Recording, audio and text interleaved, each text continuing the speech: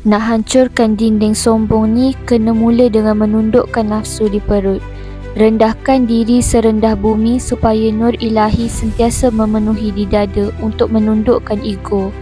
Kau perlu belajar memerangi nafsu perut dengan cara mengurangi syahwat makan. Perut yang sentiasa kenyang adalah kubur bagi hikmah dan penjara bagi roh. Lapar itu sebenarnya cahaya. Bila nafsu kau lapar, roh kau akan menjadi kuat dan bercahaya.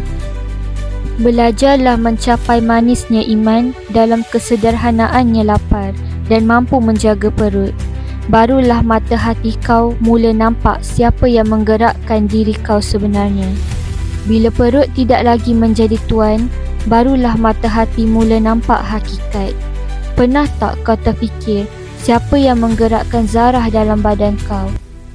Kalau kau rasa itu atas kudrat kau sendiri, kau masih dalam syirik kafi. Kita ni ibarat kalam di jari menulis.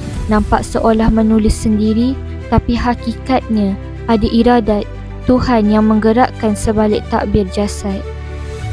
Bila kau sampai ke tahap suhud, iaitu penyaksian, kau akan rasa sangat kerdil di hadapannya.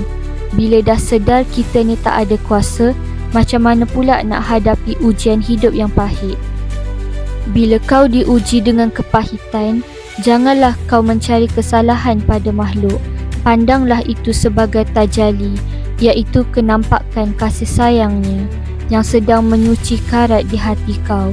Sabar yang sebenar bukan sekadar menahan lidah, tapi fana dalam ketentuannya.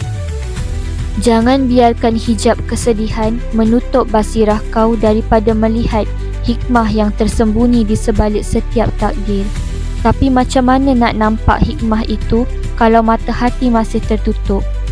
Ingat, musibah itu cuma pakaian luar. Hakikat di dalamnya adalah rahmat yang sedang menyapa.